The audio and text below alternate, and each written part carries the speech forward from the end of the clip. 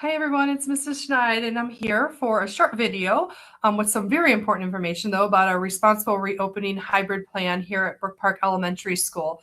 So as you click through the slides, you're going to see little black boxes that are videos that will allow you to hear my explanation about that slide. So you could either choose to read it, or if you would like to listen to me explain a little bit more about that slide, then you would click on those little black boxes. Thank you so much and enjoy the presentation. Hi, as we work through bringing everyone back through our hybrid model, I just want to remind everyone of our district goal, which is to provide the best possible education during the COVID-19 global pandemic to all students in grades pre-K through 12 without sacrificing the health and safety of our students and staff. So all the guidelines and different things that we have been working on are for the safety of our students and staff so that we can have all our little ones, or all our little Titans back here in our building.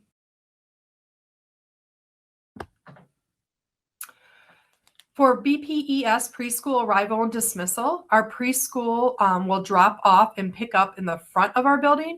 This is for both cars and buses. Parents will line up single file in their cars and will not get out of their cars. Staff will assist in getting the students to the cars and getting the students out of the cars. It's very important if you're picking up in an AM time at 11:30 that you pull into the right-hand side lane so that you are by the curb side, as we will be having lunch pickup for those students that are in hybrid or TVLA starting from 11 to noon, and they will be on the left-hand side.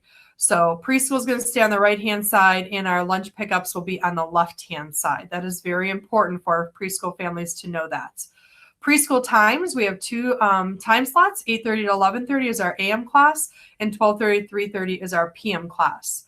As students exit their cars or the bus, they will be actually going through the door on the side closer to our garden area so that they are able to get right to their preschool areas.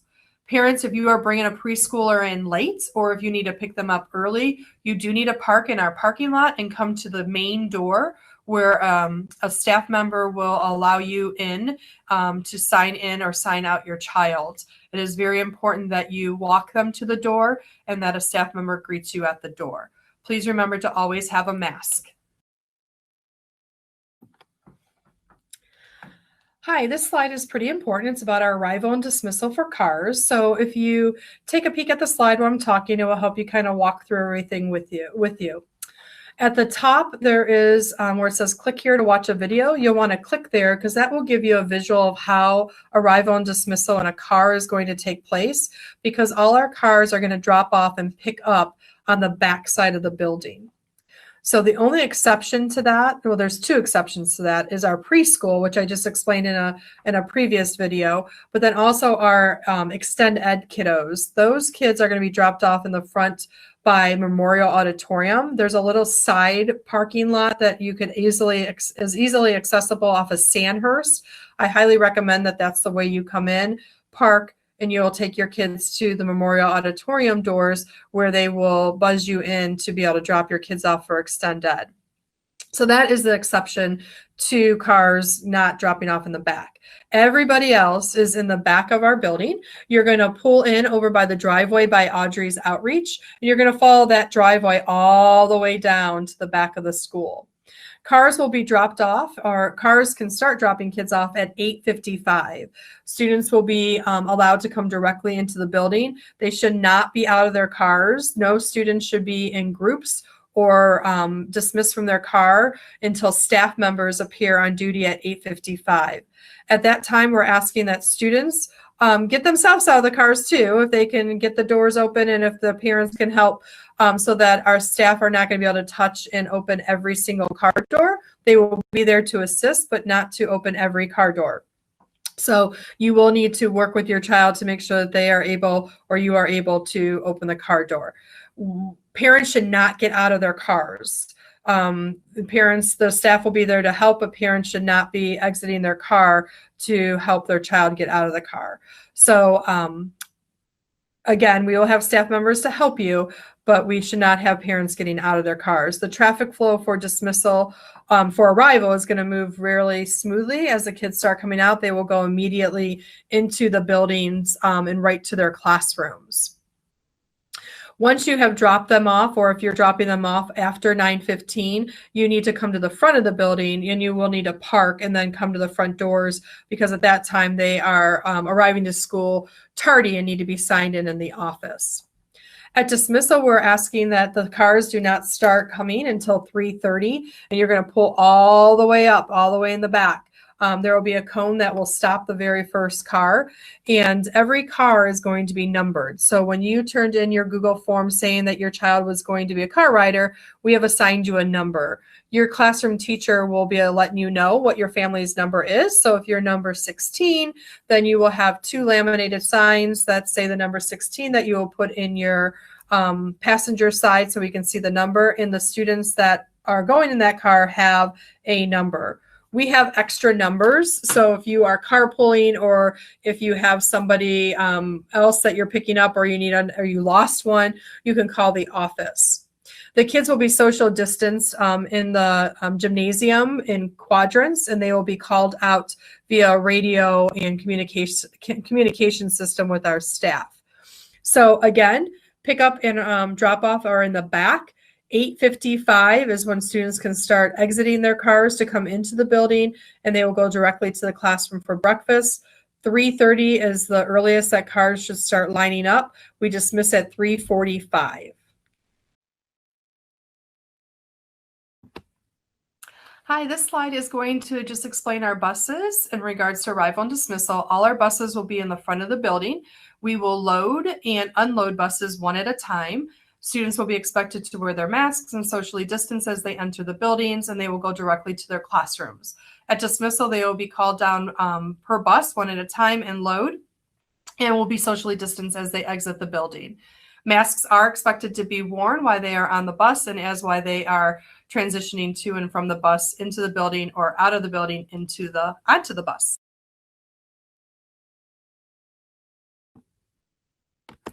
Hi, this slide explains our walkers. Our Brook Park Elementary School walkers are going to enter through our front doors of our building.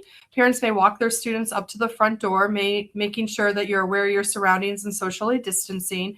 Walkers should not arrive any earlier than 9 o'clock. We cannot have groups of students or families gathering outside of the building, and they need to make sure they're socially distancing. So 9 o'clock, the kids will be able to come right in.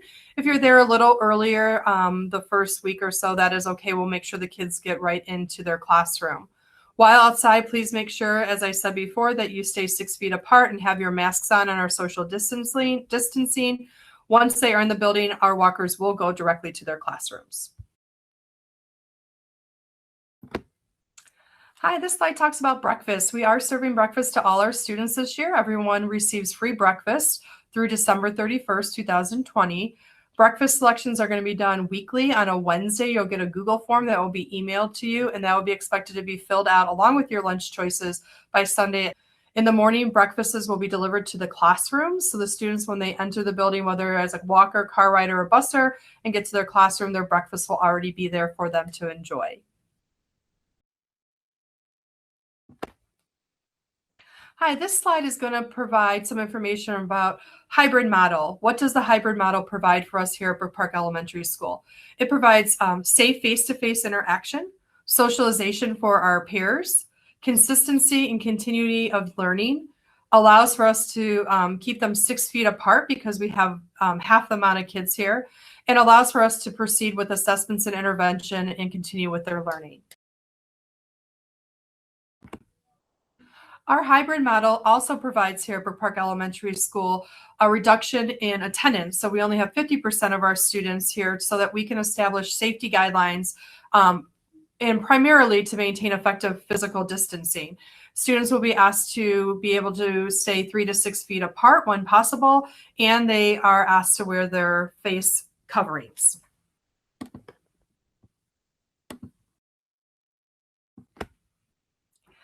Hi, this slide is going to explain our hybrid schedule. So we have a blue day and an orange day. Our A through L are here on our blue day, and they are in person on Monday and Wednesday, and asynchronized remotely on Tuesday and Thursday. Our orange days then are M through Z. They are remote or asynchronized on Monday and Wednesday, and they are in person on Tuesday and Thursday. Our Fridays, we have everybody home during the remote time, and they will also be doing their Titan team time from 9 to 9:30. That has not changed. So our Friday times are just as they were before. The benefit of the hybrid right now is that we're going to be able to start seeing our kids 2 days a week.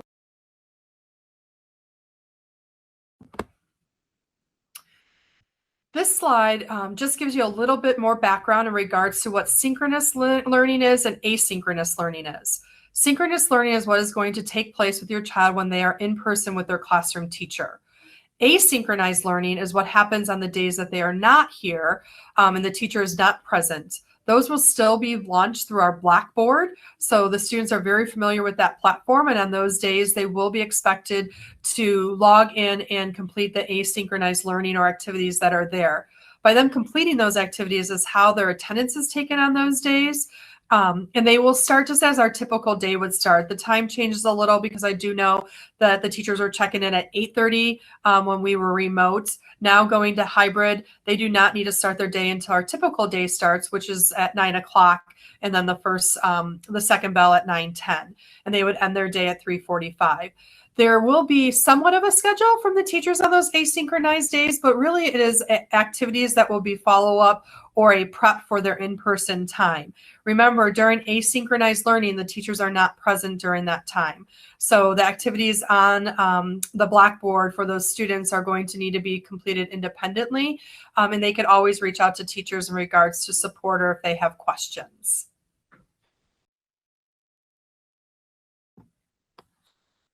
Hi, this slide that we are on now is just a review of what our elementary hybrid is looking like. So remember, we have our blue days and our orange days. A through L is in person on Monday and Wednesday, and they are home on Tuesday and Thursday.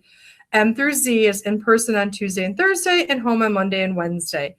Our Fridays are going to run just the same as our remote learning has been, including our Titan team time from 9 to 9:30 for all our students with their certified coach, which is an awesome opportunity for us to make connections with kids.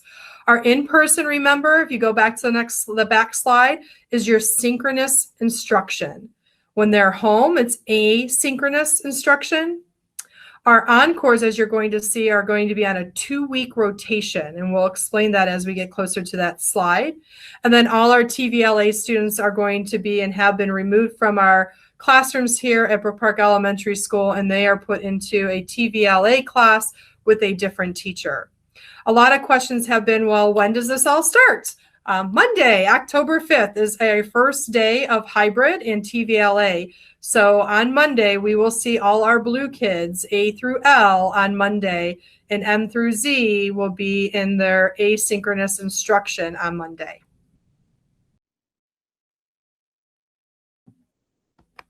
Attendance. Attendance is going to be taken daily. It will be taken as it always has been. So your child is expected to be in person on those 2 days when it's hybrid, or doing their asynchronized learning. Now, there is on the asynchronized learning days not a genuine start time. So school starts at 9. I suggest you try to get your child into a schedule where they get on and maybe do some of their asynchronized activities in the morning. They take a break, a lunch break, and then maybe try a couple activities in the afternoon. So it's more flexible in regards to the fact that you are asynchronized without a teacher doing follow-up activities from instruction that has taken place when they were in person. So with attendance, you need to call in every day if a child is going to not be in attendance, whether it be in person or with asynchronous. Also, if they attend a doctor's appointment, they need a doctor's excuse. None of that has changed. We are still required by House Bill 410 to track attendance. Attendance letters will still be formulated and sent out if a child is not participating or attending to his schooling.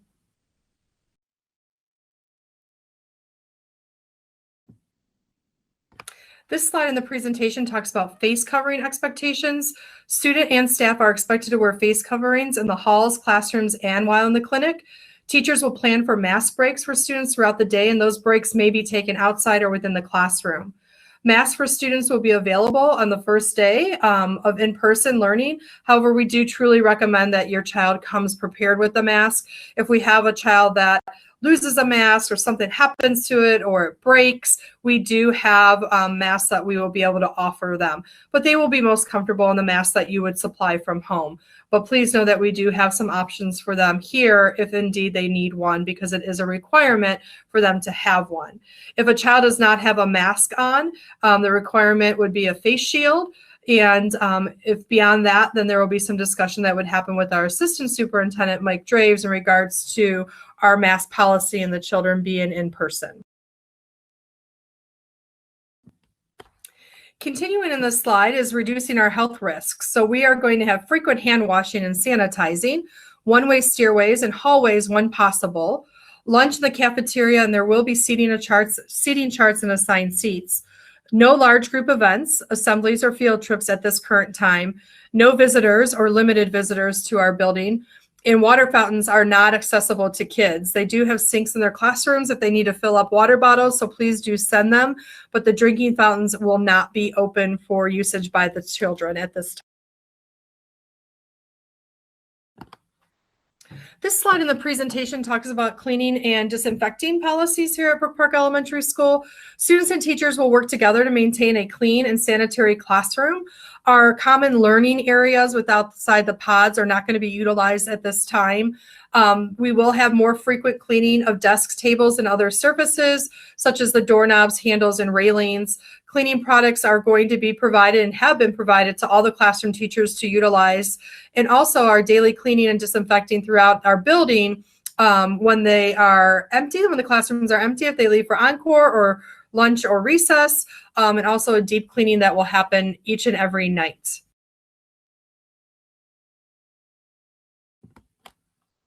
Hi, this slide is about our clinic procedures. We are asking first off, all students to have a change of clothing from kindergarten to 4th grade. This will alleviate a lot of times that visitors might have to come up for a change of clothing. So weather permitting, whether it be pants, a shirt, a clean pair of underwear and socks would be great, or if it's a pair of shorts, whatever is most preferable by your family, but all kids K through 4, even our preschoolers, please. Clinic A, we're going to have 2 clinics. Clinic A is going to be an asymptomatic clinic where our nurses will handle cuts, scrapes, routine medications, things of that nature. These are going to be non-COVID symptoms and things that may not have been able to be addressed within the classroom. Our second clinic is a symptomatic clinic. Any students that might have a fever, loss of smell or taste, a new cough, or difficulty breathing, these students will be taken care of in Clinic B, which is our symptomatic clinic. Students that are then needing to go home will need to be picked up within 30 minutes of being contacted. Therefore, it is very, very, very, very important that your OLR is updated in Infinite Campus so that we have accurate phone numbers and emails. There's nothing more challenging when we go to try to reach a parent and their email has changed and has not been updated, or their phone number or contact order has not been updated. We also ask and remind families to do the self-assessments before children come to school, making sure they do not have a fever or any of the symptomatic or anything that's symptomatic to COVID-19, such as the fever, loss of smell and taste, new cough, difficulty breathing.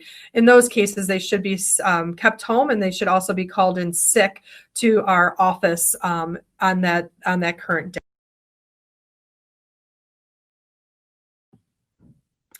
This slide talks about seating charts, hallways, and lockers. We are expected to have seating charts. All my staff will be expected to have seating charts, whether the children are in the cafeteria, classrooms, or encores. Also for small group instruction, whether it be with a SLP or an intervention specialist, they will all be maintaining where the children are sitting when they are in those cohorts or working. So again, classroom teachers are responsible for that. They will have orange and blue seating arrangements within the classroom that socially distance the kids, and those seating charts will be kept on file if ever to be needed. We will be implementing the 6 feet, 3 feet minimal, but 6 feet when at all possible, which is why we are hybrid, so that we could honor that as much as possible. Hallways, the traffic patterns are going to be monitored and adjusted daily. Students will need to walk when they're in the hallway. Teachers will line them up in alphabetical order so we know who is prior in front of them, in line, and behind them if we do need to trace back connections of children in a classroom. We will be monitoring those traffic flows, so teachers will not all be in the hallways at the same time as they transition to lunch or even to their encores. Lockers, our children are going to be able to utilize their lockers. They will be every other, so kids that are on blue days will be spaced out from orange days, and the teachers will monitor the amount of kids that are by their lockers, so it's not a big group of kids at their lockers. They will be going to their lockers one at a time, but they also will be able to keep some of their personal items, whether it be school supplies and things in their backpack, in that locker area. Those will also be sprayed every night and cleaned. Lunchtime at Brook Park Elementary School. Lunch for all our students K through 4 will be served in our gymnasium. We will have tables that will be set up socially distanced. Students will sit alphabetically per their classroom, which we call their cohort. They will not be intermixed, and they will be sitting every other seat and then every other table. So when a group comes down, say it's our second graders for the first lunch, they will be sitting with their cohort every other seat, socially distanced apart, and then they will also be every other table. And then the next group that comes down will be sitting on opposite tables so that we have time to clean and disinfect the tables. Students all will be using a placemat, a paper placemat that will be placed on the table for their food to be placed on, whether they are packing or buying.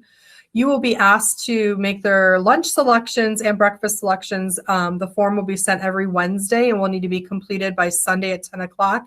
And that is for the week. So their lunches will already be selected. They won't need to do that in the morning. And when they come down to the gymnasium, their lunch will already have their name on it and be ready for them to start enjoying. We will be walking around with our trash cans for them to throw their trash out at the end of their lunch period, so they will not have to get up and out of their seat or be in large groups while they're throwing away their trash. We will be disinfecting the tables, as I said, as the kids finish, and rotating where they are sitting, so they will not be overusing space during their lunch period time. Also, if they are packing, we are highly encouraging that you do not allow them to bring a lunch box of their choice, that we use the old-fashioned brown bag or disposable lunch bags so that everything can be thrown out and not stored or having to move from the cafeteria to their classroom.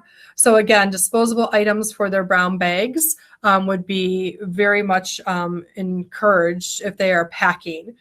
There will be no extras sold during lunchtime, so sometimes we have had extra nuggets and the kids could buy extras. I know our fourth graders really look forward to that opportunity. At this time, though, we do not have any extras being sold. Actually, all our lunches are free for all our kids up through December 30th. So if your child would like to try a lunch, this would be a great opportunity to be able to do that. This slide just reminds you on the meal selection that I referred to on the last slide about lunches. Families would be sent a Google form on Wednesdays via your email. So that is why it's important to have your email updated in Infinite Campus, because that's where that email is pulled from. And each week you'll be able to select your meal requests for lunch and breakfast for your child. One form will have to be filled out for each child that you have. This slide talks about one of the kids' favorite things, which is recess.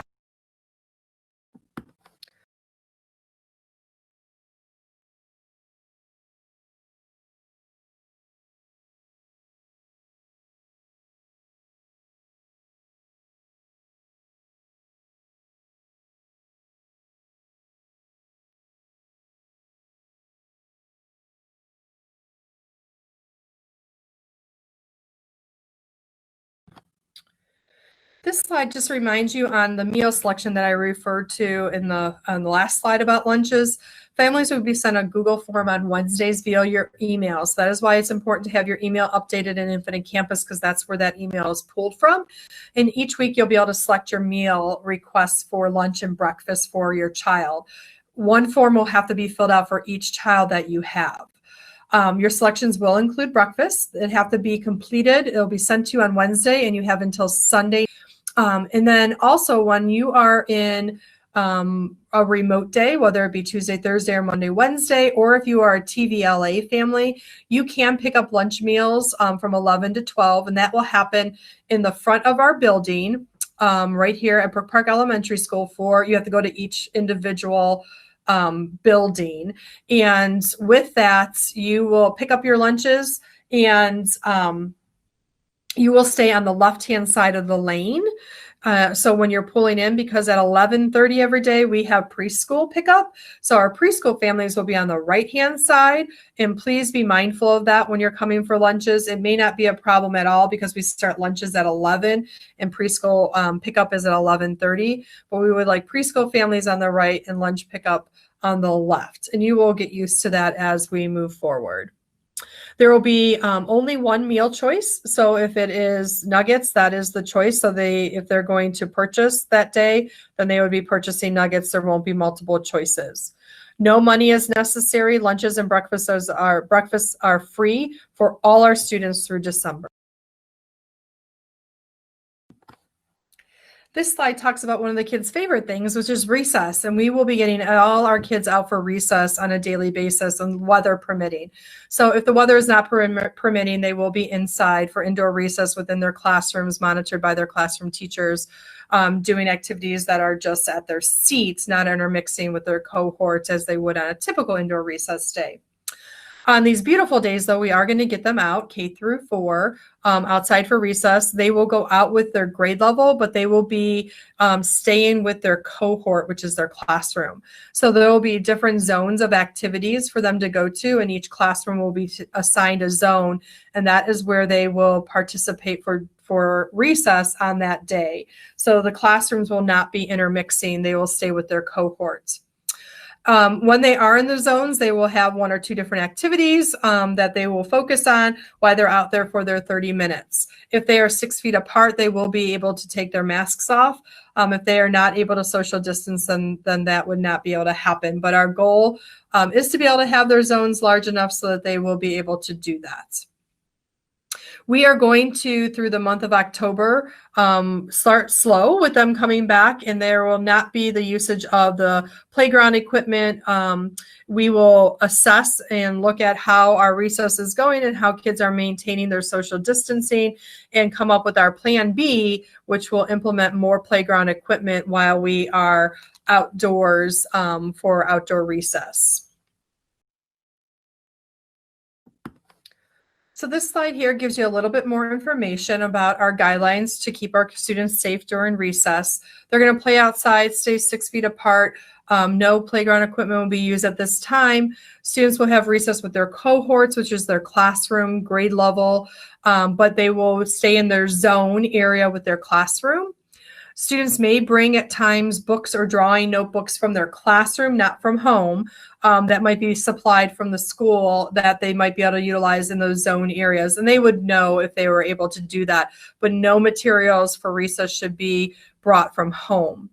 Students will use hand sanitizer before they come or when they come off the playground, and they will have opportunities to be washing their hands prior to going outside to recess in their classrooms.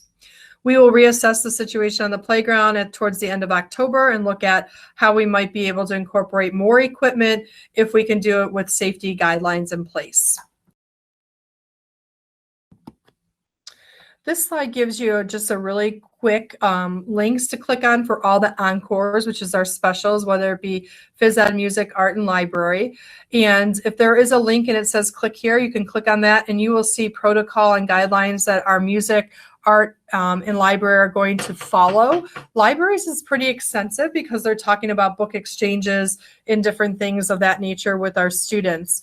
For art, really our protocols are that the students are not going to be able to share materials. So typically in art, there will be community materials that they would share Our students are not going to be able to do that. They will have their own art supplies to use in art. They will social distance, keep their masks on. All of those guidelines will be in place. So take a minute or two to click on each of those for PE, music, and library, so you can see some protocols for those specific encores. This is probably one of the most important slides. I just want to take a moment to kind of explain it, which is our ENCORE schedule, because it is changing from what you have been used to during our remote time. So we are going to go to a 4-day rotation, but each ENCORE will be 2 days. So if you look at the ENCORE schedule that is up there, a sample with the blue schedule. On Monday, blue in-person ENCORE. On Tuesday, they would have blue asynchronized ENCORE. So if they have gym, they're going to be in person on Monday, and then they would have asynchronized gym class on Tuesday. This allows for our orange kids to then have the same ENCORE when they are in person. So right across, you'll see that our orange kids are blue, and on Monday they would have a synchronized gym class if that was their special. But when they are with us on Tuesday, they're going to be in person. So it goes blue, blue, orange, orange, green, green, yellow, yellow. So it is going to take 2 weeks. That's why we call it a 2-week rotation for them to get through their 4 encores. So if you click on the link right above that that says click here for the ENCORE schedule, it will show you on a month-to-month basis what color their ENCORE is. So if the teacher tells them that they're blue and they know blue is gym, then that's the ENCORE that they would be in. When you are asynchronized, those lessons are still going to be filtered through to your students through Blackboard. When they are here, the students will be going face-to-face with their actual ENCORE teachers, what they're very excited to do. And again, looking at those protocols in the slide previous, they will be following those guidelines to keep our children safe while they are in their encores.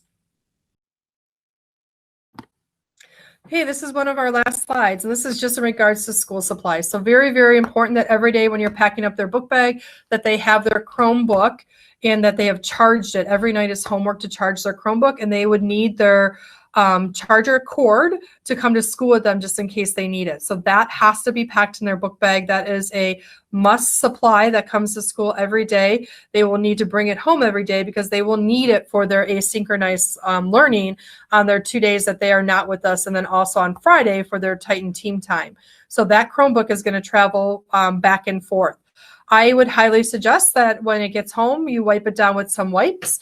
The children are going to be hand sanitizing and washing their hands, and only your child will be touching their Chromebook, but it would be a good idea to get in the habit of wiping it down, not spraying it, wiping it down and making sure that it has been cleaned off and is charged. Make that their job to go ahead and plug that in. The school supply list has been out since the summer, and it was designated in regards to remote supplies and in-person.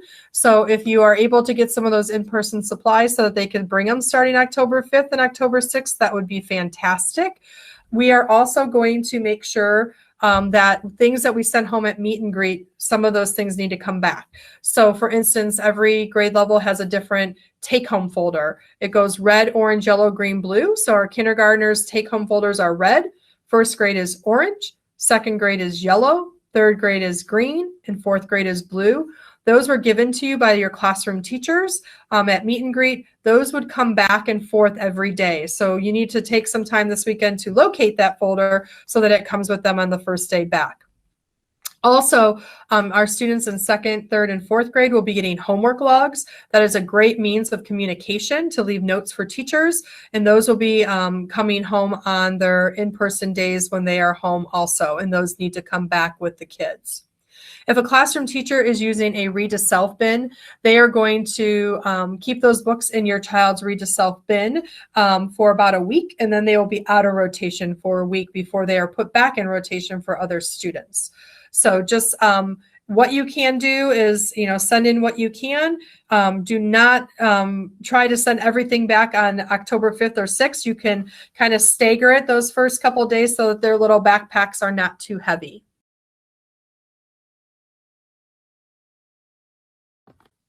All right, this is the end of our presentation, the last slide. And assuming that our current county and state health conditions are remaining the same, our conferences will be held in person, just kind of like our meet and greet, set up with the Sign Up Genius. And the dates are below so you can mark your calendar. So November 17th, November 19th, and February 25th. If we cannot have parents in the building for whatever reason, then we would look to still maintain those dates, but we would hold them virtually. As always, if you are not comfortable coming in and would like to do a Google Meet with your teacher, that option is out there as well, just as the meet and greet was. So the end of our presentation has come to a conclusion. And so we are going to have also for you at the bottom of this slide a link to any questions that you might have. So if I did not clarify things because it was a lot, or if you have another question, you can go ahead and click on that link. And throughout this week, I will make sure I get to those and respond back to you. I hope you have a great evening. We're looking so forward to having the kids here on October 5th. And October 6th, depending on which day they are, if they're green or blue, depending on the alphabet. And then obviously my TVLA students, I will miss you. I know you're going to do phenomenal, and hopefully we'll all be back really soon.